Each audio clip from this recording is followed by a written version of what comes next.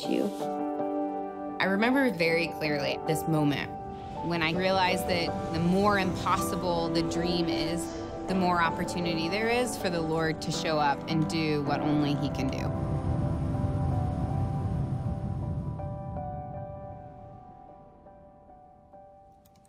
I had studied journalism, and throughout my time in university, I became more interested in social justice issues. And I was like, well, I know how I could do this. Ever heard of Nick Kristof? Journalism plus social justice, like, here we go.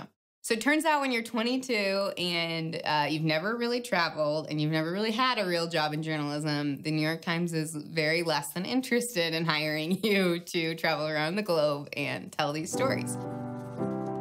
I actually had not the first clue about how the world worked. But the Lord had laid something on my heart. I felt this call, and so I decided to buy a one-way plane ticket to Uganda.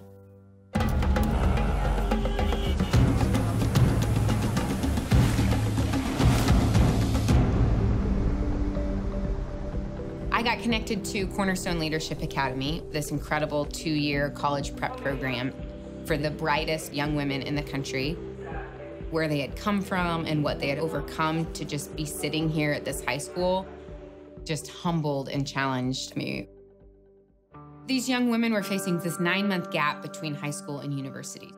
Back in the village, they faced the incredible amount of social pressure to get married, to start having kids, to not continue their educational path. And then also the reality of them not being able to find a job to pay for university. All of this energy to really become change makers and leaders in Uganda could really dissipate. All of a sudden, those massive social justice issues became 25 faces in a very specific problem. I knew that we needed to create jobs. One of my friends from back home actually suggested, what about those strappy, funky sandals that you made in college that everybody loved? So I went to the school and I hired 3 young women, Mary, Mercy, and Rebecca, and I showed them how to make these sandals. And I said, if you make these sandals for the next 9 months, I promise that you'll go to university in the fall. A few months later, I headed back to the US and started selling sandals out of the back of my car. By the end of that summer, we had sold enough sandals to send Mary, Mercy, and Rebecca to university.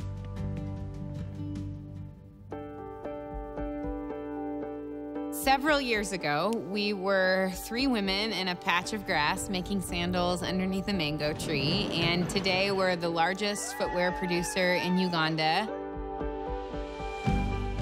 What we're trying to do at Kako is really hijack the traditional overseas manufacturing and production model and instead create space where women become more of who they were created to be. We provide them with not only a fair wage, but full comprehensive health insurance. And we launched the Kako Fellows Program, which enables women in the United States to sell the product, to earn an income, and to create an impact with their work. Every dollar of Kako product that a Kako Fellow sells in the United States directly contributes to her soul sister's university scholarship back here. Last year, we were able to grant each of our university-bound women with a 400% scholarship towards college. And 100% of the women have continued on to university and are either currently in school or have graduated from college and are out in the marketplace pursuing their dreams. I am shocked at how many people go through life without having someone look them in the eye and say, you are awesome, you are bold, you are smart, my company will be better, my community will be better if you will be a part of it. It's really remarkable how transformative that can be for someone. When we first started Kako, we had no background in business, we had no background in fashion, we had no background in manufacturing. But for me, I've actually realized that the Lord is so graciously inviting me into this story. My job is to just show up and say yes.